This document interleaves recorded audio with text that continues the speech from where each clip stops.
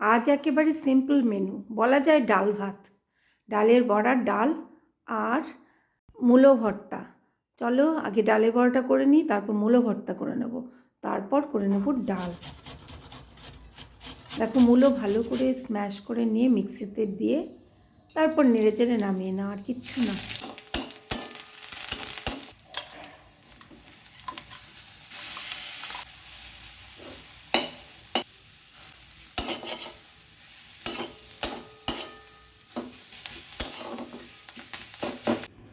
ডাল ফুটে এসছে, একদম রেডি। চলো।